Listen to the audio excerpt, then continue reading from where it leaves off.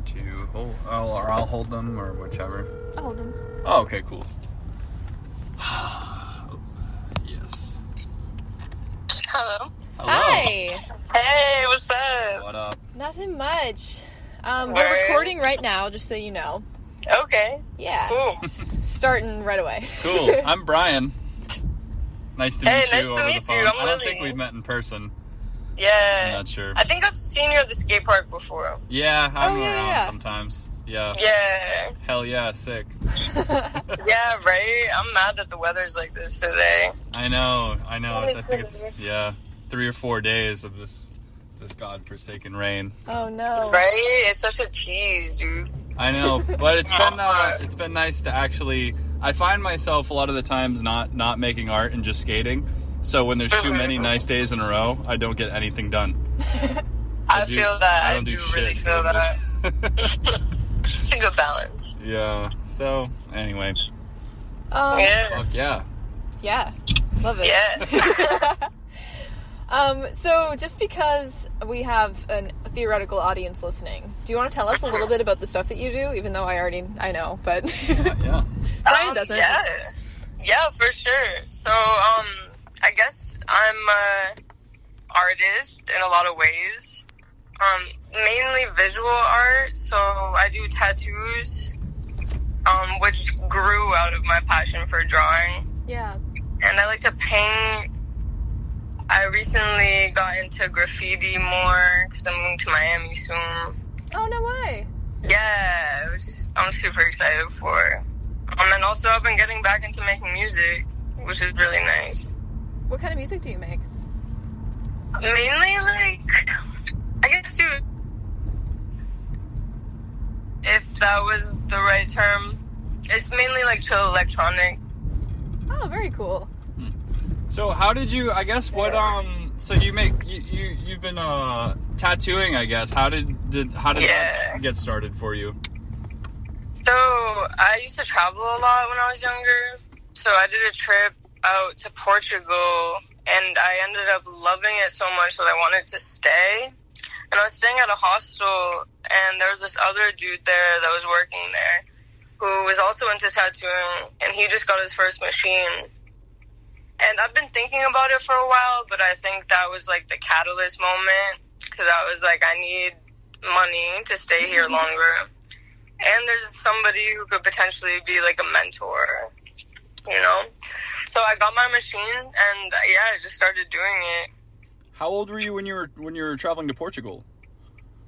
So when I went to Portugal, this was 2 years ago. I was 20, or I was 19 at the time. Wow. That's really cool. So you've been tattooing for 2 years too?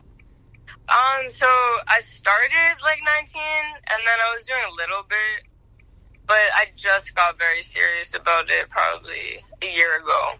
And that's starting to become serious about it. That's awesome. And I was actually on an island when that happened. Yeah. During the pandemic. Wait, what was during the pandemic? I got stuck on this island in the Southern Caribbean. What the fuck? For your lockdown? Yeah, dude, this is crazy. Oh my god. Oh my god. So that was in like the winter or like February or March or something? Yeah, March. Wow. Holy Yeah, shit. and that was a crazy experience too, because I also had a potential mentor, and it just didn't work out. I started tattooing myself. My gloves were then contaminated, and then I like touched the lamp to move it, and he said, no, this isn't gonna work. Like, we gotta stop this right now. I was it was really shocking, but it woke me up and made me get very serious about it. Holy shit. So that's when I started researching YouTube videos, like every day, writing down notes. Yeah. Shit. So was this a mentor you met or were spending time with during the lockdown, and this was on the island? Yeah. So I just randomly met this dude. He was tattooing out of his house. He built a little shack next to his house. Shit. And he saw my stuff, and was like, we should try this out. But, yeah, it was a weird atmosphere, I realized. Not something I actually wanted to be in. Yeah. Even though it's nice to have a mentor, which is something I'm looking for, so if you know anybody. But, yeah, that's what really gave me the jump start, for sure. That must have been a pretty powerful experience. I know one of the things that I noticed, because Lily also, you know this already, but Lily tattooed me over last summer. Yeah, people ask me about it all the time. I love it so much. But one of the things I noticed is that you have a super, super clean setup. Like, everything is really, really sanitary, and everything was really, easily transportable, because you came to my apartment. Thank you. Yeah. Yeah, luckily I don't have to do that anymore. Oh, really? Yeah, and I have, like, a chair and everything. It's really... That's so sick. Well. So what kind of setup tattooing do you have right now? So I have a light. I have a massage chair. Yeah, that's pretty much it for the setup. I have a carbon printer for the stencils and a regular printer. Whereas before, for a while, I didn't have the carbon printer, so I would have to spend hours, like, pressing stencils into the paper. How would that work? Pressing stencils into the paper? Yeah, so you have to take the design, and then you have to trace it, and then you have to press that trace into this carbon material. Okay. And then that's transferred onto the skin as a stencil. Right. Oh, yeah. And that's more of like a manual way of doing it rather than just having like... Yeah, okay. So this, you just put the stencil paper in the machine along with the printed out ink, and it magically presses it. That must be so much less time consuming. Yeah, like hours of work. Oh, actually, you brought that when you tattooed me. I remember that. Yeah. Oh, cool. Yeah. That was a level up for me. That's for awesome. Sure. Yeah. Yeah, it's been a crazy experience, man. I'm really happy with it. Yeah. So far. What is one of the, like... So you've probably done a lot of tattoos now, because I see you posted a lot of them, and you've been doing it for a little while. What is one of the, like, craziest things that you've gotten to do so far? So I really like doing the poppy seed fairy on Xenon. Yeah, did you see that? That was really fun, because it was like an original drawing. Oh, that's cool. And it meant a lot to me. Yeah, on a friend, too. Yeah. Yeah, and then also... another original design that I had of sort of a woman with lights coming out of her chest with, like, water wings in the back. I did that huge on my friend's rib cage. Wow. Yeah, and that was a really cool experience because I also hadn't seen him for a while. That's really cool. And how exactly do you build, I guess, clientele, or is it are you working with, like, a lot of people that you know personally, or people, like, close friends, or things like that? Yeah, it started out as close friends first, especially because I wanted to practice more. And then it expanded from there, mainly because I was in the art scene in Boston when I was really young. I used to take photographs, actually, at shows. Oh, cool. Yeah, so that sort of led me to meeting a lot of different people. Also, I used to chill in the park, like mad different parks all over Boston, drawing. People would come up to me. I'd be playing music on my speaker. So this random shit like that from like 3 years ago that grew into people that I sort of know. And then Instagram reconnected me. And once they found out that I was doing tattoos, usually everybody wants a tattoo, so it worked out. Now it's like friends of friends and friends of friends of friends. So it's really cool. And did you start out right away using like the machine, or did you experiment with any other, I guess, styles of tattooing or methods? Yeah, I've done 2 stick and poke tattoos before. Was that before or after you started doing it with like a? This was before. Oh, word. Yeah. And then I just got a machine. And I did the first ones on myself and my friend Time, actually. That's so cool. Yeah. Yeah, it was really dope. Yeah. Actually, my craziest tattoo experience that I had, though, was my mom's boyfriend's friend. His wife was dying of cancer, and she was in bed Like, she couldn't get up or anything anymore. But one of her last wishes was to get a tattoo of Archangel Michael. Oh, and wow. so, yeah, this was a really deep experience that made me fall more in love with tattooing. But I went to their house and I tattooed her.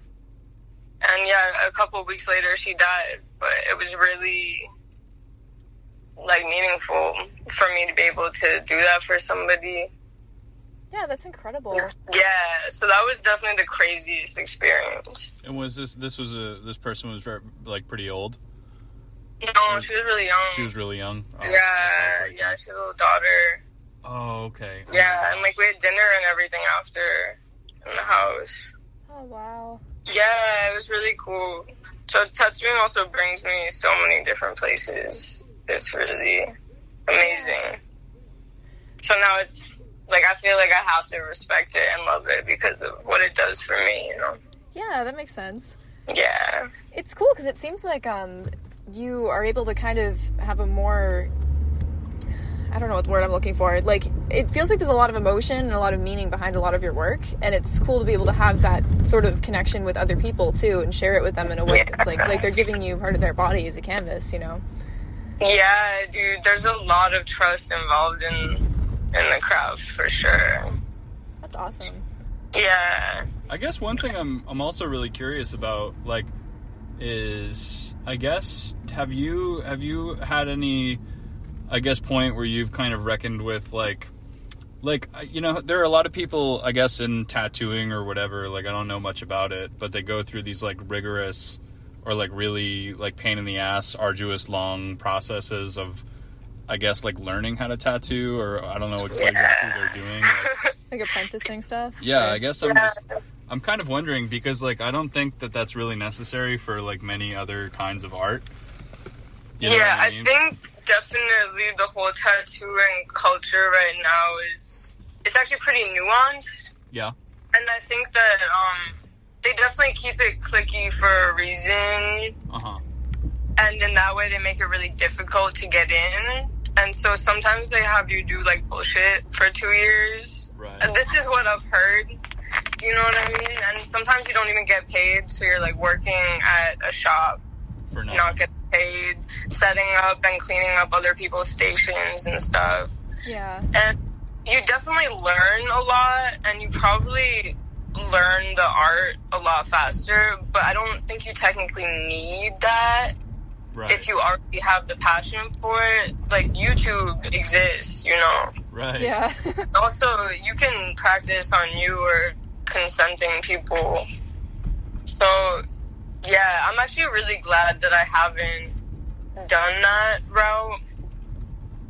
It's hard, like, I think about it and how it would be cool, but I also just don't want to do all that when I could be. You just say fuck it and just go in. Yeah, like, progressing in my own way and own style, you know? Yeah. Because it seems like there's a lot of kind of paying your dues to people that have already been doing it involved. Like, you kind of have to prove your place there. Yeah, exactly. It's interesting because I feel like that kind of culture is not... Like, I know there's things like bloodborne pathogens and, like, safety and things like that, but, I mean, how long does it take to train to be a phlebotomist? Like, less time than that. Yeah, no, I have my certificate. You know what I mean? Like, yeah. It's common sense to disinfect and clean your area. As long as you have the right materials and you are serious, not a problem. Yeah. Yeah, and they stress about that a lot. I guess I'm wondering, too, is it like a fucking, like, gatekeeping kind of thing, or is it... Yeah, a little bit. And it is understandable because I do see a lot of people not respecting the art form of tattooing. Because it is very ritualistic, and it's been going on for years and years. And a lot of people think traditional tattoo style is, like, American traditional. It's very false. It's actually tribal. Yeah, and it used to be a very wholesome process, and I feel like it's gotten stained a little bit. So I understand them gatekeeping in that way. So I think just say fuck it. Yeah, because I feel like I see it kind of both ways, where I guess I could understand, I don't know, whatever, like people going through these different processes of learning or safety or whatever. But, and there's also like licensing, but I'm also like every fucking genre of music, I mean, not of music, every genre of art on the fucking planet has had some type of in-world, revolution where it's people saying, yo, like, fuck this institution, like, fuck these people. Yeah, that's a very good point. Right, like, that's happened with music, that's happened with the fine arts, that's happened with painting, sculpture, that's happened with academia, that's happened with everything that has a kind of ivory tower. Yeah, that's a very good point. And I do think that the whole system of tattooing now is very based off of imperialism and capitalism. And I get a lot of BS for saying that, but I think that American traditionalism is really, it's a beautiful style, but its roots, like, it's a beautiful style aesthetically, and it takes a lot of work to achieve a good American traditional tattoo, but its roots are based in shit, like, and that's basically what all these shops are based on now. I was gonna say, yeah, because, like, I know, in my hometown, Plymouth, is where Cobra Custom is, which is, I guess, the first tattoo shop that opened in Mass when it was legalized in the early 2000s. And the kind of atmosphere when I was growing up and all of my friends were, like, getting to be the age where they could start getting tattoos and stuff, what I noticed is there were, like, this has changed now, but it seemed like there were barely any women, barely any queer people, nobody that was non-white. Like, it was just a really Johnny Cupcakes-ass kind of... Yeah, because traditional tribal tattoos were often done by women. Oh, that's really interesting. Yeah. Huh. And it's, tattooing is definitely worth a lot more spiritually than it's being treated as right now in the industry. Could you talk a little bit more about that? Because I feel like I only know, like, a little tiny bit about this. Yeah, for sure. Tattooing's been going on for years and years. And not many people know about it, but from tribes all around the world, and basically conquistadors and other colonizers would travel and see these tribes and view them as savages, but then go back and copy their traditional work and just call it their own and make it their style, like American traditional. Yeah. So was American traditional... No credit. Right. Was American traditional based off, was it like kind of Japanese styles, or I don't know, I guess where it would have roots? Yeah, I'm not sure exactly where Americans went. They were American sailors that brought it back. Oh, so I'm guessing they went to like South America and also the Southeast Islanders, Pacific. Yeah, that makes sense because it originated with fucking sailors and shit, right? Yeah, exactly. Okay, that makes sense. Yeah, and then it's seen as like taboo in society for a while because you were generally seen as a criminal or rough around the edges. Yeah. Interesting. Yeah. But I do get a lot of people who complain about the shop atmosphere, like clients coming in. Yeah. Yeah. And so I think it's good to start to develop a new way of making sure the clients are comfortable. Yeah, definitely. And the atmosphere is comfortable. Because, I don't hear a lot of good stories sometimes. Yeah, I mean, there have been some experiences I've had that were good in shops, and, like, but I think that it's definitely, like, intimidating being, like, 19, 20, 21 as, like, a young femme person and, like, going into a shop where it's just all big dudes, like, just cigarettes and skulls, kind of. Yeah, and that's the thing. It is intimidating because of the gatekeeping. It's like nobody really knows a lot about it, but nobody's willing to share the knowledge with the people. Yeah, that's definitely true. That's frustrating. But I think it's definitely a control thing and maintaining control over the industry, for sure, in the end of the day. Because if you think about it, too, what the fuck, like, I mean, what makes a shop, like, I guess, like, a legal fucking place to tattoo. What makes it, like, the criterias for it being legal have nothing to do with art. It's probably sanitization and business licensing and fucking zoning. Yeah, it's mainly business license stuff and paying a lot of money. So, yeah, and that, right. So it's like, I guess if you like are, I guess if you know how to maintain a sanitary environment and give people safe tattoos, like, at the end of the day, the only thing blocking you from continuing to do that in your room or in a private studio is really just, I guess, just the powers that be and zoning boards. Yeah. Money to be made. Yeah, which sucks, dude, because tattooing consenting adults who want to be here. Yeah. But we make with what we do right now. And eventually I'll have a solid title to show people, I guess. That's awesome. Well, I mean, your setup is super legit right now, so... Thank you. I really appreciate that, for real. I really want to take this more seriously. Yeah. Well, I feel like you can tell. Like, talking to you about it, you're super educated on everything that you're saying, and your work speaks for itself, so... Thank you. I definitely need to be more educated on it, because the industry thing keeps coming back to me, and I do get very frustrated with how the colonialism style has spread, and I need to research more on that so I can actually get involved. Yeah. With that. Yeah. That would be cool. So, doubling back a little bit, because this is all, I could talk about this all day. This is all really interesting. Yeah. Talking about your work, what are some things that you, like, I feel like a lot of your work has some similar themes. Could you talk about that a little bit? Or, like, what emotionally you're inspired by, or, like, what draws you when you're thinking about designing a piece? Yeah, sure, for sure. So I've been drawing my whole life. I guess it sort of started off as an escapism, sort of. I guess, but it's more healthy. It's like a therapy. Yeah. And then I was very interested in ethereal stuff as a kid. I would always, like, talk about fairy houses with my friend, like, go into the woods, find some. So I'm also very influenced by nature. I used to spend a lot of time outside. As you can see in my art, I have a lot of, like, landscape stuff. Yeah. And then what really started me to do complete works that I'd like to show people, I started off first drawing, like, eyes. I don't know why. And then a bunch of symbols around it.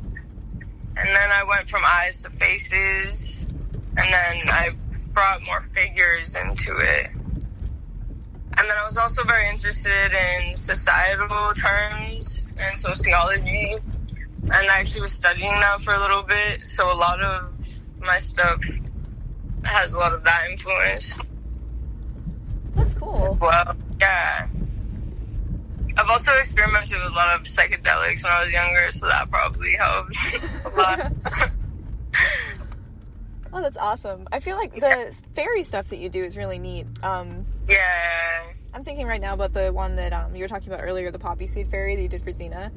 It's like, they're delicate, but they have so much detail, like stippling and different textures and stuff. You. It's really neat to look at. Yeah, I really love fairies a lot, because I think it's just nostalgic for me, like going and finding comfort in the woods. Yeah. My middle name is Fay, so it makes a lot of sense. Oh, yeah, there you go. Yeah. Yeah. And also, my experiences as a person, traveling a lot has influenced the same symbolism that you see in my work, for sure. Sorry, go ahead. Oh, I was just gonna say, what, I guess in terms of just, like, your life and stuff, like, do you, or, like, I guess what really motivates you to travel? Is it more of, like, just like a cultural enrichment thing, or is it, like, just kind of, like, is it, I don't know. Yeah, I think I definitely have it, in my history, like, my ancestors, along with my close family, sort of gave leeway to that. But I moved around a lot as a kid. I lived in, like, 11 different places. No. Were they mostly in Massachusetts? Yeah, they were all around Boston. Gotcha. Like, the first 9. Yeah. And then guess just the need to explore and learn and appreciate life in all its forms. That's really cool. Do you feel like you've learned a lot from doing that? Yeah, hell yeah. Oh my god. Probably the most, dude. Especially about myself. Huh. Interesting. Yeah. Yeah, I'd recommend it for everybody. And there's ways to do it if you don't have a lot of money. It's possible. Is that like kind of how it looked for you? Like traveling without a lot of money? Just kind of fucking going for it? Yeah. So I was staying at hostels. Oh, word. For my whole time, yeah. I had 2 big trips. My first one, I went for 3 months. I was only 17 during that time. And then my last one, when I was 20, I went for 9 months. Oh, wow. Where did you go for 9 months? So I was in Portugal for 4, and then Spain for 2, and then Morocco for 2. That's so awesome. Yeah, it was so incredible, man. And you just were like living out of a bag in hostels and shit? Like, do you have like friends in those areas or anything like that? Yeah, so in Portugal, I made friends pretty quickly in the city. I was working at a coffee truck for a little bit. That was pretty cool. Doing some tattoos. Like, there was one night I traded tattoo, and then this dude took me and my friend out for dinner and gave us necklaces. Like, random shit, you know? And then in Morocco was so cool because people would really just, like, want you to stay in their house and exchange cultures and ideas. So I actually did a mural on a hostel door, and me and my friend stayed on the roof. That's for awesome. Like 2 weeks. Yeah, it was so dope, dude. Yeah. That sounds amazing. And were you like mostly just partying and making art and meeting people and shit? Yeah, so for the first part, definitely in Portugal, it was like partying. And that's what I did a lot of when I was like 17 in Europe. I don't so I was blame so over that. I like didn't want to do it anymore, and there was a point in Spain where I would sit down at the hostel table and like nobody would want to sit next to me because I just gave off the vibe like I'm done with social interaction. Like all everybody wants to do is go out and drink. Yeah. You know? Yeah. So I actually, at that point, I just went out and I did like a 10-day hike through the woods, which was pretty cool. Were you by yourself? Met people on the way. Were you by yourself? So nature now is a big thing when traveling for me. That's awesome. Yeah. Huh. Nature, making art, music. Yeah. And when, I guess in terms of nature and stuff too, are you living in Boston right now? Yeah, I'm living in Rosendale. Oh, word. Yeah. I just moved here at the beginning of the month. Oh, no way. Yeah, I love it though. That's awesome. Congrats. Thank you. So when are you moving again? So, actually, I'm moving to Miami in January. Oh, no way. Yeah. I was going to say, you mentioned that earlier. I was like, oh. Yeah, I'm so excited. I met this girl while I was on the island, Curacao. She was the chef at the restaurant I was working at. We became really good friends. We actually went back to the island a couple months ago together, which was so surreal. Yeah. But she's leaving and traveling for 3 months, and she has a condo in Miami. So I'm about to go and stay there for a few months. That's so cool. I guess I'm also just curious to bring it back to traveling too. So you went from being, living in Boston and like probably in these different neighborhoods and stuff growing up. And I guess I'm curious, like when you turned 17, like what did that look like building up to that 3-month trip? Like how did you like decide to do that? Or like was it spur of the moment, or was this something that you like really like planned and orchestrated? Yeah, so I dropped out of high school, and then I got my GED, and so then I was sort of just doing bullshit, and I was doing, like, bad shit on the street all day, you know what I mean? And so I was like, fuck it, I need to leave. And my sister was actually going too, so we went together, but then we actually got in a huge fight and we split up, which was the best thing ever. Like, I'm so happy that happened, because I think we would have both had a worse time if we stayed together. At what point during the trip did you guys separate? Was it really early? Yeah, it was like a week into the trip. Oh, wow. Or less, to be honest. So you kind of accidentally went on this kind of trip of self-discovery then? Like, yeah, it was crazy. I was traveling with a broken iPad, and, like, that was it. Oh, man. That like, was your, oldest like, generation. No Wi-Fi, you know what I mean? Yeah, it was something, dude. That's awesome. On my 18th birthday, I had to go to the hospital because I got 2nd-degree sunburn all over my body. Oh, no. Yeah, in the Balkan Mountains. Wow. That shit was beautiful, though. For real. What the fuck? And, like, did you... Yeah. So I'm wondering, too, how much did you know about these places you were going to, like Portugal and Morocco or the Balkan Mountains? Were you just kind of... Yeah. You were just fucking going off, or were these places... Yeah, I didn't know that much, you know? My last trip, I was really ambitious. I was, like, before I left, I was researching, like, India, like, Southeast Asia. I was planning on walking all the way, not walking, but backpacking. Right. From Portugal to the Philippines. Wow. Yeah, and that just did not work. Because I got to Portugal, Lisbon, and I was like, oh my God, I love this place. There was graffiti everywhere. Everybody was always out on the street, dancing, smoking, drinking, playing music. There was a good skate scene over there. People on the street selling jewelry. That sounds so cool. Yeah, so I wanted to stay there, so I just stayed there for 4 months. Yeah, I don't blame you. That's awesome. Yeah, you know? And then I felt, like, very stagnant. Like, I needed to move, so I left. Something I feel like I'm noticing when you're talking about, like, tattooing and art and travel and all of this stuff is that you have a sort of attitude about you of, like, getting an idea in your head and just going for it, which I really admire. Like, that's pretty cool. Yeah, thank you. I was actually literally just talking about this. It's feeling really freeing because I feel less resistance now when expressing myself through art. Because of traveling and stuff? I don't know if it's because of traveling, but I'm sure it's like that same muscle of just transforming thought into action, you know? Yeah, definitely, because you're not putting a lot of stock into nervousness or hesitation, you know? Yeah, exactly, and skating definitely helps with that, too. Yeah. For sure.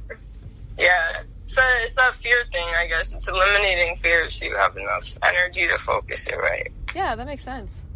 Yeah. Because I think it's interesting, too, because, like, one thing I also really appreciate is how normal what you're saying is to you.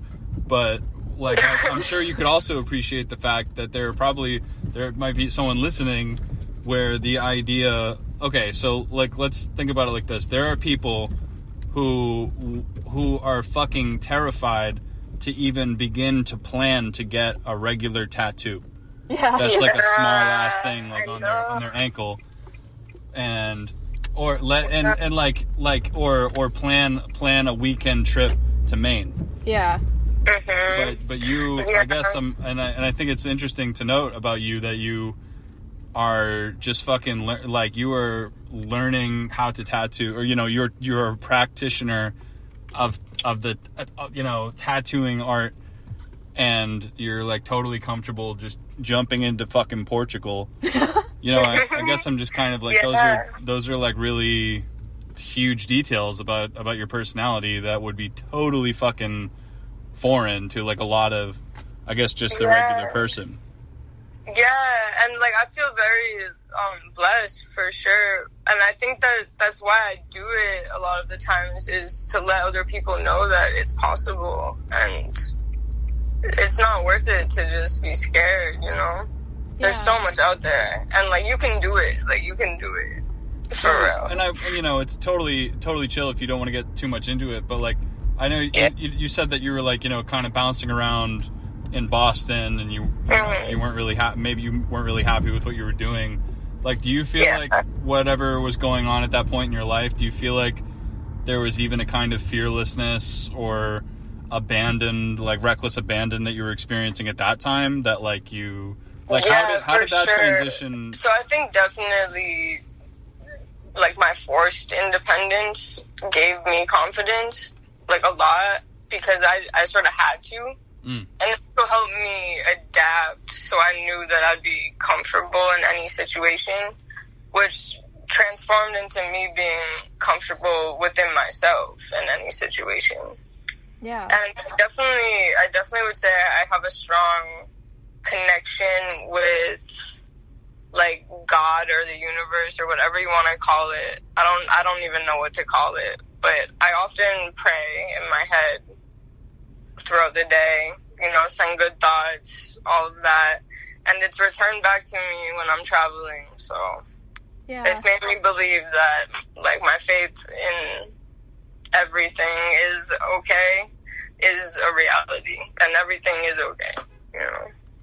Yeah, because that definitely shows too, because, you know, having that faith and confidence and the power greater than yourself can really empower people to do great things. But it seems like you also have a lot of faith in yourself, because I've never traveled out of the country in a meaningful way, but I've done a lot of road tripping and I've done solo traveling, you know, in the United States. And I know, like, even among the greatest comforts and even with resources, traveling by yourself or going somewhere you don't know shit about, and it can be really, really hard. Yeah, it's a lot of hard work. It is, but it's so worth it. And yeah, I mean, maybe that's what's so hard about doing that, is it's not so much so instant gratification. It's like you really have to work to be happy, but then that happiness is so much better. Yeah. And that is something I want to double back and just really highlight, because I know we're like, I'm reeling right now because this is a really cool story, but I feel like we're kind of characterizing it like you're just like, fuck it, send it. But you are talking about, like, with tattooing, you're doing a lot of research, a lot of work. Like, you're not just sending it. Oh, like, you researched your travels too before you left? Yeah. No, with that I didn't. Okay, gotcha. Yeah. Yeah, and with tattooing, I didn't either at first. It took me a whole year to start watching YouTube videos, which, like, I wish I didn't do. I wish I started off with the research with tattooing, because there are bad habits you'll develop. Yeah. So I just want to say that for anybody who's thinking of starting. Definitely do research. Yeah. But yeah, the work becomes easier for you over the years, and especially if you have passion for it, you know? Yeah. Like, it's hard work, but you're not killing yourself. I think that's the difference, maybe. Yeah, it's like choosing to invest in you being happier and stronger in the future. Yeah, for sure. For sure. And I guess, too, from a technical standpoint, do you find, like, are there ways that you practice for, like, tattooing without tattooing? Like, are there any, like, exercises or practical things you do? Or do you find that the best way to learn or get better at tattooing is to just fucking do it? Like, do you... I guess I'm just wondering... Yeah. Definitely, I would recommend do it on yourself. Like, right. Interesting. Do not start tattooing if you're not willing to tattoo yourself. Yeah. Yeah. But there's other things you can do. I've not done them, but you can get fake skin, and then there's some fruits that you can use. But it's not the same as skin. It's the best to practice on skin. Yeah. And also drawing a lot. Like, drawing every day as much as you can. Right. And do you find that your art has informed your tattooing more? Or do you feel like since tattooing has it changed your art at all? Like, just on the canvas? Yeah, it's actually interesting, because with tattooing, like, I know drawing influences my tattooing, because that's where it came out of. But now my tattooing, I'm constantly making art in front of other people. Oh, yeah. And so it's boosted my confidence. At first, it was really hard, like, very nerve-wracking. But now I can just make art freely in front of people, and it's that same thing of just automatic thought to action without the fear factor being there. So it's helped me with that a lot. That makes sense. It's like a kind of confidence-building exercise in a way. Yeah, it's dope. It's dope. Huh. Now, in terms of practicing tattooing on yourself, how have you seen, like, do you feel like there's like an aesthetic timeline, like, in your own tattoos? Like, are there any that you look at that you're just like, oh my fucking god, like, how did I fucking fuck that up? Actually not. You like all of them? Yeah. I can see, like, small little mistakes, sure. but, like, I did a really good job, to be honest. Oh, yeah. Love that. Yeah. It's more like memories now and, like, timeline of aesthetics. Yeah. That's cool. Yeah. Yeah. It's a really beautiful skill. I'm very lucky to be doing it right now. It's crazy because the more and more I think about it, it seems there is so much, like, arbitrary kind of rules ascribed onto to tattooing as an art and as an industry that are completely and like absent from everywhere else, like in painting and music or literally everything. But it's just like there's like some asshole with a rule book with tattooing, which I think is really weird, because even like if you're talking about like a technical error in a drawing, like what the fuck does that even actually mean? Yeah. If we're talking about just visual art in terms of well, then we're talking about like the purity of the body, and that goes into religious stuff. True. Conditioned mindset, because you are like cutting into somebody's skin. Right. And that could be seen as like a witch symbol for people, like curse marks. Like, you can't be buried in a Jewish cemetery if you have tattoos, which is ridiculous because they used to tattoo themselves not long ago. Oh, really? Yeah. Yeah, so I definitely agree personally, at least, that like if there's like a technical issue with one of my tattoos, I'm like, whatever. Like, if it's that small, like, nothing lasts forever. Like, my body is not permanent. Yeah. Right, and I think too, like, I mean, obviously, I'm sure from any artist's perspective, like, the more commercial success, the better, more money, the better. But in terms of, like, your clientele even, like, these are, like, most likely people that you know and people that trust you. Yeah. And people that are familiar with your work and love your work. Like, you're not some fucking person, like, where someone just walks in and picks from a flash sheet and you never see them again. Yeah. Like, these are people that care about you as an artist, probably. Yeah, and that's what's really beautiful about it, too. Like, there's definitely a connection. And usually people tell me that, like, my tattoos are really light on their skin, which is interesting. And I think it's probably just because maybe they're less intimidated and more relaxed. Yeah. Yeah. Do you mean light, like... Did you mean light, like the feeling of it? Like it's less painful, or... Yeah. Okay, gotcha. Yeah. Huh. But sometimes when you get a tattoo, it's, like, really hard, hammering, like, very aggressive strokes. Yeah, like suffering the whole time. Yeah, and, actually, I had a very hard time tattooing at first. I could only do, like, one tattoo a day, because first I'd be so nervous to do it, but then I couldn't figure out how to, like, not feel their pain and sort of dissociate from the fact that, like, I'm doing this to them. Yeah. Yeah, and it was very weird, and sometimes that does affect me still. So what is that like? Is that, like, is there, like, a guilt feeling to that or anything? Yeah, at first there definitely was, and I would definitely, like, say sorry, or I was taking too long, and I could see that they were starting to get really tired. Yeah. I was sorry a lot. I'm working on that, Yeah, that sounds like it would be a learning curve. But, yeah, for sure. But there should be a balance between the dissociation. I feel like there's definitely a robotic client thing going on with the tattoo industry. Same thing with, like, doctors and stuff. Yeah, like if Or they're some just kind of clients empathy. and nothing more. Yeah. Yeah, this guy, I mean, I would imagine it's like kind of like almost like a meditative kind of discipline, almost like holding a pose. or something for like a shitload of time, you know? Yeah. Where like you're obviously not trying to hurt yourself or the other person, but there's like a certain amount of compartmentalizing and just fucking being, you know, being like, yeah, man, it hurts. But yeah, and I think the key to doing that is to get into that flow state again of doing it, not thinking so much. Yeah. I'm curious too, like I imagine I have a lot of tattoos or a fair amount.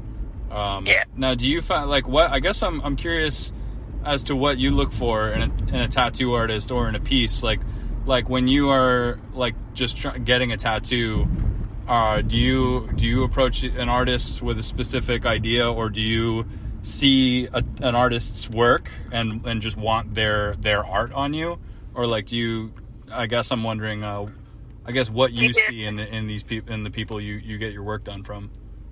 So pretty much all my tattoos are done by people I know personally. So a lot were done by this apprentice, Joe, who works at Empire Tattoo in Somerville. He's amazing now, for real. But when he was apprenticing, said I wanted a lotus flower, like on a lily pad, and then he did a whole design on my back. And then I met this random girl at a hostel in LA, and she saw a design on my skateboard that I drew, and she just put that on my arm. And a couple are my own designs that I brought to them, and then they would change it a little bit if they thought it needed to be changed, which I wasn't too psyched about, to be honest. Yeah, that's a little bit tough. Yeah. And, yeah, and then I have another one from my friend in Portugal, and then there was one in Budapest, which I liked the best because we both designed it together. Oh, like, nice. I just told him I wanted a sunflower, but I wanted it to be like a sun with the Fibonacci sequence in it. And then we sat together and, like, he drew it out and we, like, tweaked it and everything. And I like doing that the most. That was dope. Yeah, kind of collaborating on it. Yeah. So in the future, I'm definitely going to seek out a tattoo artist whose style I really, really fuck with, and then meet up with them and design something together. That's cool. And that's what I like doing the most with my clients. Yeah. Yeah. That's neat, because I don't know what it's like from, like, the tattoo artist perspective, but I know when I'm getting tattooed, like, we were talking about pain and flow state and stuff like that, and kind of, like, creating this memory with someone and creating a piece. I feel like when I'm in the chair or when I'm getting tattooed, it's, like, kind of a meditative, like, bringing me to the moment kind of thing. Like, I'm not trying to distract myself or anything. I'm just thinking about the pain and thinking about the art on my skin. And I like watching them put it on and stuff, too. Like, I just think it's really fun to do that. Yeah, me too. So it's so awesome when it's an artist that you actually know and, like, can talk to and ask questions. Because it's like you can share that. It's a collab. A synthesis. Yeah, that's so neat. That's why it's sad for me to hear so many people are intimidated by people who work at jobs, and then they just end up getting whatever on their body, and they're like, like, I don't really fuck with it, but, you know? Yeah. Because that's the thing, if the person is giving off that energy of, like, you're just one of many appointments today, or, like not if it's, like, a flash day sale or some shit like that, but if you're really paying, like, $200, or you're getting a big piece that's, like, significant to you, and the person just clearly doesn't give a shit, that, like, kind of sucks. Yeah, and I don't do more than, like, 2 or 3 a day. I think the most I've done a day was 6. Oh, wow. And that was, like, small ones, though. Yeah. And it was, like, a party-ish thing. That sounds like fun. But, yeah, I don't think that I would have the energy to do what I do now with so many people fit into one day. Yeah. I would just be exhausted and cranky and, like, overworked. That makes sense. It sounds like you're giving a lot of yourself, like, emotionally as well as physically. Yeah, it's so emotional. Nobody talks about that aspect of tattooing. For real. Huh. Very, you know. Yeah, because there isn't any other, like, art form where you're literally just sitting, like, there isn't, like, many other art forms where you're literally, like attached to someone's body. Yeah. For, like, fucking 4 or 5 hours or something. Like, you're literally... Like, inside, like, sticking something in their skin. Not, like, inside of me, but, you know. Yeah, that's, like, pretty fucking incredible, because, like, that's, like, yeah, that's, like, gotta be, like, from an empathetic standpoint, like, you're kind of, like, melting. It just, I don't know, you're just fucking existing. Like, I think it's funny, too, because there's a lot of people who get tattoos who just don't even fucking talk the whole time, either. Like, they just post up. Yeah. It just, like, so, I don't know. It's, like, weirdly, like, it's, like, so you're, you know, I don't know, whatever. It's, like, a very specific kind of intimate experience, I guess. Definitely. Yeah, because there's a mutual understanding, too, about it. And that's for us, because it's very invasive, like, so invasive. Like, people are paying me to hurt them, and it's sort of weird to say that, but they get something beautiful at the end. Yeah. I don't think a lot of things are like that, where then you have an art piece. Yeah, it's super cool. I used to relate it to graffiti, where, like, people want to make their home more of their home, so they decorate the walls. Yeah. And sort of, like, your body. So it's a very intimate experience to, like, sort of take somebody's insides and put it on the wall. You know what I mean? Like, what they love and what they want on the inside, and put it out for the world to see and help them express themselves. I love that. It's a really nice way to think about that. I noticed, too, at the beginning, you mentioned that you've been getting more into graffiti. I guess if you want to talk about any of that at all, like, what is that like a new thing for you, or? So it's not that new. Right. I used to, when I was younger, around 17, I used to go to this thing on Huntington Avenue of Art. They did it at this barber shop, and it was a really cool Black Book meetup, and we would exchange Black Books, and everybody was just there chilling, tagging stuff. And so I was really interested in it then, but I never really got into lettering and stuff. I was more illustrator. But now, because I've been looking how to sign my work, I was thinking I should just make a tag, because I'm also going to Miami and I need to learn how to use a spray can, because I want to do huge mural stuff. So, yeah, now I'm really getting into it, practicing lettering, stuff like that. That's awesome. I guess for people listening that don't know, could you talk a little bit about, I guess, what it means to have a Black Book, or like what that entails, or what a Black Book meetup would be? Oh, yeah. So, Black Books are basically, I guess, sketchbooks. Usually or graffiti writers call them that. And then you can write your tag as many times as you want. It looks like a bunch of scribbles to people who don't know what it is. And then you pass your books around, and people do their own tags in it, draw whatever they want. There was also a lot of, like, music involved in those meetings. There would be freestyling as well. Just an exchange of art. Yeah. Sounds like a lot of fun. Yeah, it was a lot of fun, for real. Is it around the same time that because you said that you were into music before, and then you started making it again more recently? Like, did you get into it around that time? Yeah, actually, I did. That's when I produced my first song. Oh, no way. Yeah, on Logic. I got Logic then. And actually, I really, really liked the first few songs I produced. And then I just sort of stopped, because I felt like I needed to be in a very specific state of mind and being to be able to do that. Yeah. Yeah, but my whole family makes music, so I've been around it for a while. Oh, that's neat. Is it, like, all the same kind of music, or is it different? Well, my cousins do a bunch of classical music. Oh, wow. Like in the symphony orchestra. And then my mom used to do a lot of punk and rock, especially in Boston, like in the 90s. My dad was also in the punk scene, like in New York and in Scotland. And my sister does some, like, folky song, but she's, like, the best guitar player I know. Oh, she's actually yeah. Yeah, so yeah, I guess all different, very, very expressive of their individual selves. Yeah. Yeah. That's really neat, too, that you, like, kind of came up around a lot of different kinds of creative influences. That must be really nice. It's been beautiful. I think as the youngest, I was a little intimidated, and it made me go towards visual art more. Yeah. Yeah, for sure. But I think now that I'm gaining more confidence, music is a big thing for me.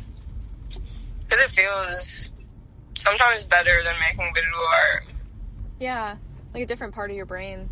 Yeah, exactly. That needs to breathe, you know? Yeah.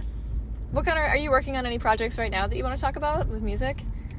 I guess I'm just, like, around a lot of really skilled musicians lately. It's been beautiful. Yeah. It started when I gave my friend Sony a mural in his studio, and everybody was making music. That was really beautiful. And it's all different types, mainly like rock mixed with hip-hop and electronic. Yeah. And then my roommates were all Berkeley students. That was cool. And they were all different styles. But right now I'm not working on anything specific. I'm just like singing and freestyling to their songs. That's really cool. It's neat because I feel like when I talk to a lot of artists or musicians, maybe specifically in Boston, but probably just in general, they come across more like not even saying this in a bad way because I do this too, but like self-promote-y kind of, or like talking about their work like it's a product or something they're trying to like pre-packaged little thing. And I feel like when you're talking about tattooing and drawing and like travel too and music, like you're talking about it as more of like an emotional exchange or like a cultural exchange. I think that's really neat that it's like a sort of living moment kind of thing. Thank you, because that's really important to me, for real. Because that's eventually what I want to do, is create a large space for people to just come and vibe out whenever they feel like they need to. Oh, no way, like an art center or something like that? I think that would be so amazing. That sounds awesome. Yeah, but that's why I love art the most, is definitely the connections and that energy shared between people in a room when everybody's creating at the same time. Like synthesis. I think it's beautiful. I was going to say, would you say that's like the primary motivator for you? Yeah, definitely. Because I see how happy everybody can be in that environment. Yeah. And the results of that even afterwards last, you know?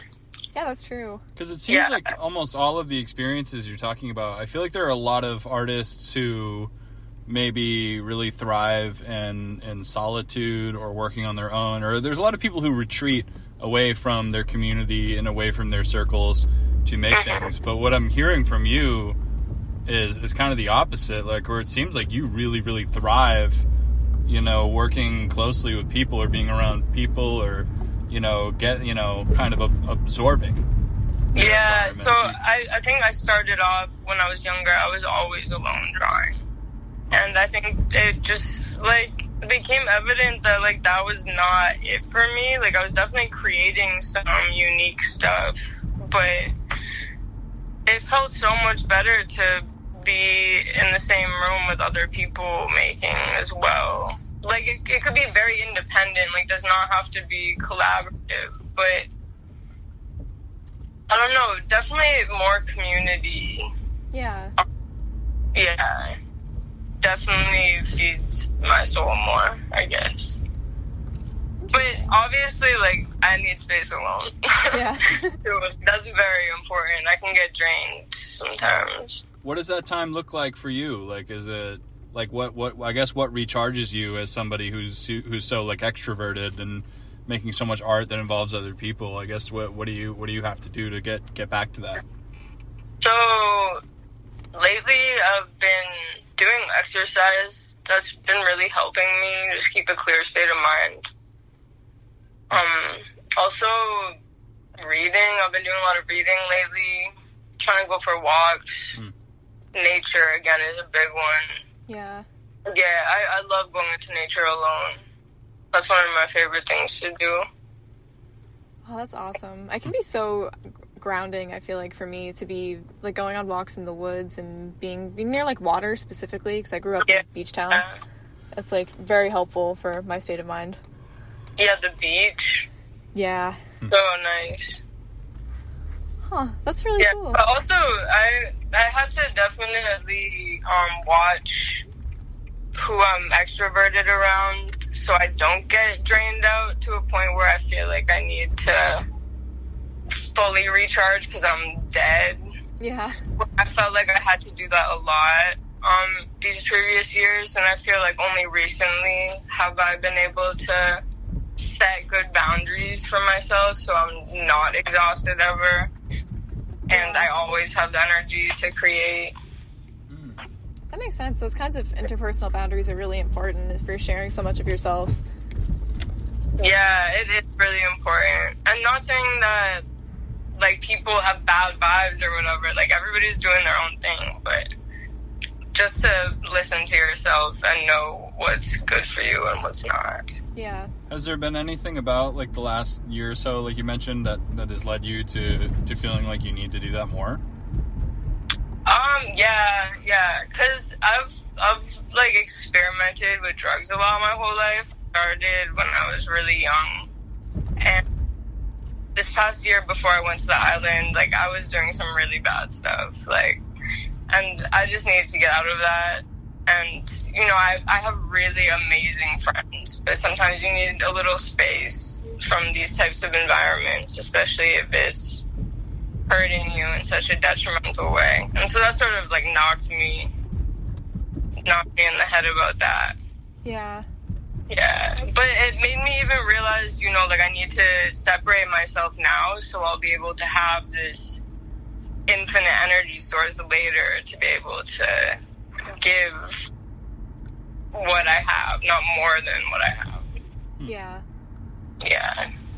That makes sense, and it's wise to do that before things, like, pop off, you know? Like, knowing what you need and where your boundaries are before you're at a point where you can't anymore. Yeah, dude. Like, I was living in Austin a couple of years ago, and I would have a bunch of people over all the time making art, but there'd be points where people would stay for, like, 3 days, and I would literally, like, almost cry before telling them to get the fuck out, you know what I mean? Yeah. And then I was just being resentful towards them when it was just me who could have been like, yo, please leave. Like, you know? Like, you gotta go home. Yeah. But also, like, why are you staying here 3 days? Yeah, that's a good point. You know what I mean? So, luckily, nobody really does that anymore. Oh, man. Austin vibes. Yeah, for real, dude. I'm in much peaceful territory at this time. That's good. Yeah. Huh. Yeah, good. Wow. I'm also curious, too, actually, now that I'm thinking about it more. Like, I guess, like, have you found... I mean, this is, like, such a fucking boring question at this point, but, like... You know, with somebody who's working closely with people and with events and with travel and, you know, wanting to be around a lot of people, like, what the fuck did you just do for the past year and a half? Like, did you have to get, like, sat out? Like, where did that time alone, or I guess away from all that shit, obviously because of the pandemic, did that change your perspective on a lot of it at all? Yeah, I'm actually, that definitely attributed to me realizing that I needed more space to be more boundary setting, because I feel like I finally got to breathe, actually. Yeah. Yeah, and I was on the island when it first started, so the beach was literally right there, and every day in the morning I would wake up and go watch the sunrise, make sure I got that time in to breathe. That's beautiful. Were you there? Were you there alone? Yeah, I was there alone. Yeah, so when I was going through that really rough patch, like a year and a half ago, I asked Instagram, I was like, can somebody please buy me a plane ticket? I'll go anywhere right now, I don't care. And so this dude from the island had been following me for like almost a year or something, and he was like, come through, give us some tattoos, like me and my friends, you can stay with my family. So I went, And it was dope. It was this really sweet Venezuelan family. They gave me art supplies, like a place to stay. I started working at this really fancy restaurant. Wow. So I was alone, but I wasn't alone then. Mm-hmm. Yeah. I made it pretty quickly there. Also, I feel stupid for asking at this point, but what island was it? Where was Curacao. This again? What was it? Curacao. Okay. Yeah. Such an ironic name, dude. I feel like I missed that detail earlier, and I was like, the island. Hell yeah. Yeah. So it's off the coast of Venezuela. Okay. Wow. That's fucking beautiful. Such a healing place, man. Jesus Christ. And how long were you there? So I was there almost 6 months. What the fuck? That must have been honestly dope. Yeah, dude. It felt like I just got, like, scooped up out of hell and, like, dropped into heaven. Yeah. So weird. It sounds like exactly what you needed at that time, too. Mm-hmm. Huh. Yeah, so definitely I really enjoyed... I mean, a lot of fucked up shit has happened in the past year and a half for everybody. Yeah. But I can say personally that this past year and a half has been so beautiful for me. Like, I've really enjoyed the past year and a half.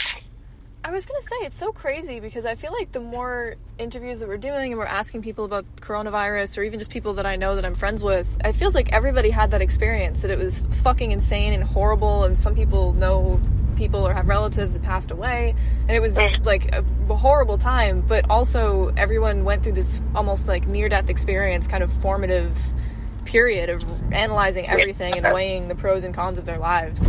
It's such a crazy thing to witness. Yeah, you know, I think, like, peace and happiness does take a lot of work, especially in the beginning, you know, but then it's so much worth it, so much more worth it in the end. Yeah. I think people are realizing that. Also with, like, sort of letting go of fear a little bit, I've been realizing with people, because you sort of have to. You can't just let that consume you. Yeah. I was going to say, like, even in the story you were just saying of, like, posting on Instagram and asking people where to go, like, if you hadn't been in a place where you could have accepted that invite, or if you didn't trust that person, that whole experience wouldn't have happened. Yeah, definitely. And I think I would have definitely been more hesitant about going if I hadn't already traveled. Yeah. And known that people are actually really kind in general. Wow. In general, people are so beautiful. I mean, in America, people are really assholes compared to the rest, to say the least. But still, I'd say the majority are very kind. Yeah. That's a hard thing to keep sight of, too, I think. Because, like, I feel like when you talk to people and you engage with people in your own life and you think about just the people you know, it's pretty easy to dilute that and realize that most people are either have good intentions or think they're doing the right thing, even if they're acting like a dickhead. But I think you look, like, on the internet or, like, not to be like the media, but, like, literally the media and, like, the ways that people characterize other people. It's like everybody is your enemy kind of thing. So yeah, for sure. 'Cause that's what gets, like, the headlines and shit, you know? Yeah. It's hard to remember that and stay grounded. Yeah, that's why I can't stand when people, like, gossip or just start, like, bullshit drama. Yeah. Except, because I think about it this way, like, if you were probably to show up to somebody's house who likes drama a lot and they're constantly gossiping about people and are seen as, like, a shit person, if you were to show up to their house, I really need a glass of water, like, I've been walking for a little bit, they'd give you a glass of water. You know what I mean? Yeah. So they may be stupid with all the bullshit, but when it really comes to caring about life, they probably care a lot. Yeah. That's a good outlook. Yeah. Damn, do you feel like your travel and kind of learning how to just, like, I guess learning that about people, I guess through traveling and meeting all these different people, do you feel like, I guess in what ways did that start to change your perspective on Boston and your own community and friends and shit? Yeah, so that was really hard at first. Definitely my last trip coming back from Morocco, it sent me into sort of a dark place coming back because I realized how cold and hostile people were here. Yeah, like right off the bat. like, nobody gives you benefit of the doubt type thing. Nobody's really being open. Whereas in Morocco, everybody was always out, like, holding hands, like, you know, just showing mad love to each other. Yeah. So it was very, like, isolating, for sure, coming back and realizing that that's how this society operates. Yeah. But, yeah, it made me notice that, but it made me more motivated to also create this space where people can feel like the expression of themselves, at least, is being appreciated. That makes sense, because I feel like, I mean, Boston, out of anywhere, I know it's, like, a stereotype, but it's so true, is such a, like, suspicious kind of community. Yeah, like, for sure. Yeah. And it's very hidden. Like, people definitely hide behind, like, aesthetics and, like, group stuff, if you know what I mean. Yeah, and, like, kind of us versus them mentality. And, like, I feel like it's almost a contagious thing if you are open-hearted and kind to people, because usually most people act like that because they just don't trust you. Like, you have to prove yourself to other Bostonians, I guess. Mm-hmm. Yeah. Yeah, for sure. And then if you're being, like, anything but sterile and hostile, they think that you're, like, way more invested in them than you actually are. That's true, too. You know what I mean? Like, especially as a woman, like that's difficult oftentimes. Yeah, I hear that. Yeah. So, yeah, it was... So, yeah, I also had to become more, like, cold and hostile, you know? Because of that. Yeah. So that was upsetting, for sure, to realize all of this from traveling. Because you end up finding yourself in a position where you are knowingly having to act in a negative way that sucks, but it is like the only fucking way to navigate a situation like that. I could totally see how heartbreaking that would be after spending so much time free. Yeah, so it's like just crawling back into your cage in a sort of sense. Yeah. Yeah. But I don't feel like that anymore. Right. I have really good people around me, luckily. Yeah. It probably really highlighted what you want out of the people in your life and your loved ones. Exactly. Rather than just what you want to give people. Yeah.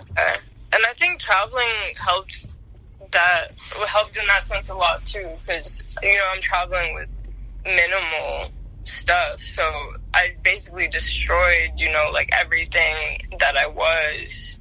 Yeah. And the building blocks of, like, what's left is what's really important and what won't leave me. Yeah, and whatever else you kind of put into your life, you're putting there with intention versus it just being a border. Yeah, definitely got my values in check. That's awesome. And what I want to see in my life. Yeah. Do you think that's I'm excited. What's that? I said I'm excited. Yeah. For real. Do you think that's impacted your art a lot? Like, have you noticed differences since you've been learning those things about yourself and the things that you make? You know, I think that my style changes slightly every once in a while. I don't know if anything or any change has been because of that, but I don't know. Yeah. So, yeah, maybe. I'll have to look into that. Sometimes I look back on my old art and then I realize, like, what made the change. I relate to that, yeah. Yeah, you know what I mean? It's like you're too busy making in the moment to kind of translate it. You can't do it all at once. Yeah. Right. Bro.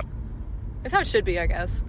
Yeah, you don't want to have to look back and constantly self-edit. You just want to just make shit. Just fucking be creative and express while it's still fresh. Yeah. Yeah. So, definitely.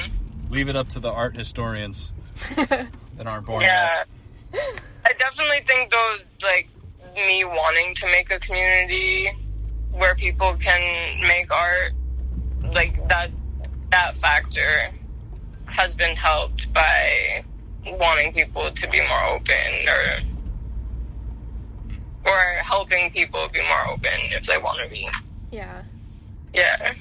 Do you think that if you start doing that you're going to want to do that in Boston, or are you thinking about doing it in Miami, or have you not decided yet? Yeah, I have not decided yet, because I'm still very much so a nomad. Yeah. At this point, yeah. Well, the cool thing about, like, Instagram and stuff is, like you were saying, your clientele has been expanding because of, like, friends of friends online. It's like you could kind of create that kind of community without having a centralized space if you have a network, exactly. you know? And, like, that's the point right now, sort of, is just to make art where I'm at, and if people want to join me, then they can. Yeah. That's awesome. Yeah. I think too, I think all of us, like, in so many ways, you know, you do really get out what you put in. And I think, like, as far as, like, putting out positivity and art and, like, I guess the more experience you gain in doing that and the more different types of shit you experience, I feel like your ability to be a beacon for certain kinds of vibes and behaviors gets stronger. You know what I mean? It's definitely exponential, for sure. Right. So I imagine, too, like, just because you have experienced so many of these things, like, you probably attract people that don't even know that that's what they're looking for. Yeah. Yeah. And sometimes I don't even know, but I just gotta keep doing what I'm doing. And oftentimes people do, like, say that they're, like, thankful for me and that I do inspire them. And that means, like, the world to me. Yeah.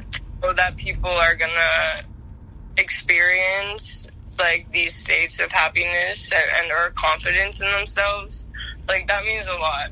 Yeah. Yeah. That's really cool, because I feel like something that, I mean, I've done some community organizing stuff before, and Brian has too, and, like, we've talked about this before together, that sometimes trying to kind of assume a role of a leader in a community, if you're doing it with kind of a plan, it can be all with good intention, but you can get caught up in the idea of planning it versus just authentically doing what you're doing, and whoever wants to roll with you can roll with you. Like, everybody's just being themselves and doing their own thing, and there's no way to fuck that up. Yeah, exactly. You know, like, I try definitely not to have any expectations of anything. Yeah. Yeah, I just see, and I really, like, try and listen to how I feel about what's important to me or what I should be doing. Yeah. And then definitely usually the people who are attracted to that come through. Yeah. And it's a nice collab or synthesis of stuff. And it has been exponential. Like, I don't know about the manifestation stuff, but sometimes, like, it's crazy. I really ask for something, and then, like, 4 months later, it's, like, in my face. Yeah. Yeah. And I know it's because you really just got to do the thought to action thing. Because then if you're acting like how you're thinking, automatically your environment is going to reflect that. Yeah. My mom says this thing, that, like, the world makes way for someone who knows where they're going. I feel like that's definitely true. Yeah, for sure. Definitely. I've related, in, like, a writing passage, I was doing my morning routine with a machete, actually. Because my morning routine is really important for me.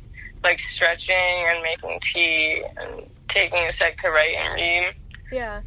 And it sort of, like, cuts all of the, like, bullshit away. And so it, like, shows me my path. Yeah. That reminded me about that. What exactly is your morning routine? Did you... Yeah, so I like, wake up really early, usually, like, 6. And then, I like to stretch. And if I have the vitality for it, I like to write. And then I've gotten into reading more, so I do that. And then I always make tea. Huh. Yeah. For a second, I thought you said your morning routine involved a machete. Oh, no. I was like, wow. It is the machete for my life path. There you go. Okay. That makes more sense. I was a little confused, too, because I think your phone broke up a little bit when you said that. And I was like, holy shit. That's hardcore. Yo, there's a samurai sword art place near me. That's cool. Shit. You should pick one up. I'm trying to do that, yeah. Okay. New hobby. That's what's up. Fuck it. But yeah, that was meant to be meaningful in the sense my routine, like, shows me where I need to go and what I need to do for the day. That makes and sense. That's probably because I'm spending time to be with myself and know exactly what I want to do. Yeah.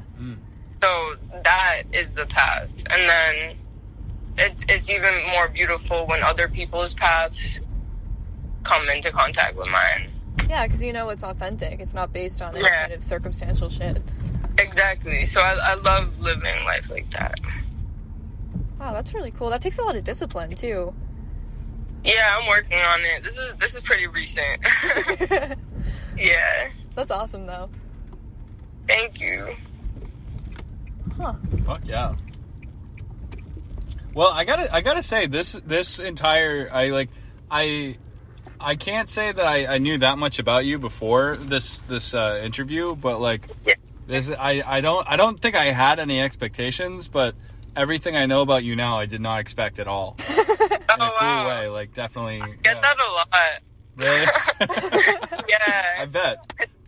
No, yeah. So cool. Well, thank you for thinking about me and wanting to learn more about me. It means a lot, for real.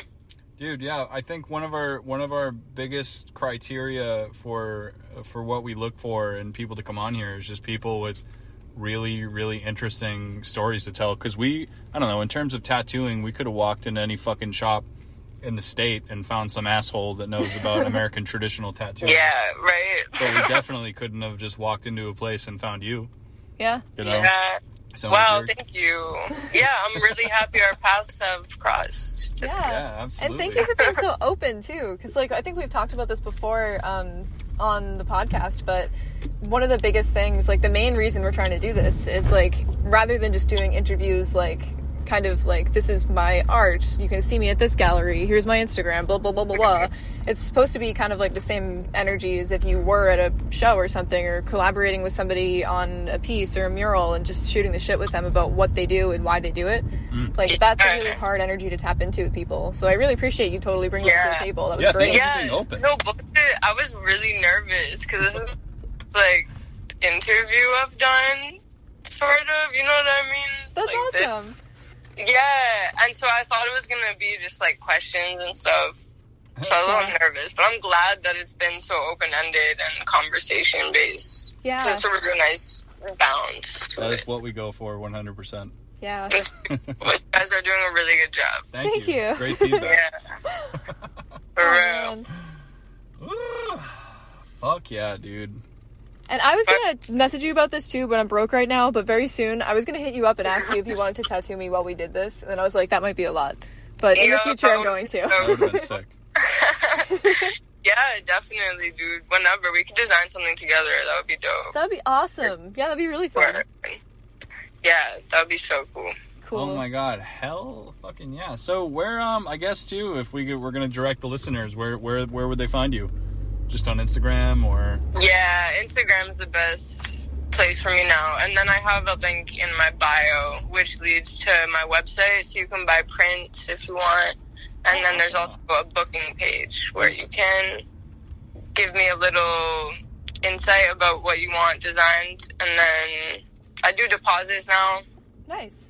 Like, yeah. So it secures your spot, and then I start the stencil. So there's that, but everything is on my Instagram. And what is your Instagram? Trapphonefairy. Fuck yeah. So for the people listening, it's definitely just in the description. Yep. Right in front of your face. Right there. Yeah, thank you so much. Oh my god, thank you. This has been a ton of fun. We'll probably we'll have to catch you before you take off to Florida. But if we don't see you, it's definitely safe travels. Yeah. Thank you so much, guys. Hell yeah, this has been a blast. Well, all right, fucking thank you so too. much. Yeah, thank you. Yeah, have a good night. You too. Okay. Bye. See ya. With out of the way. All right, fuck yeah, that was the interview. That was so great. Thank you so much. Thanks, Lily. For being on here. And yeah, guys, we're weekly now. Hit us up on Instagram. Yeah. Thank you for listening. We love you guys. New episode every Friday. Blah, blah, fuck blah, yeah, blah, fuck yeah, 666. fuck yeah. Fuck yeah. All right, guys. Peace. Bye. Thank you.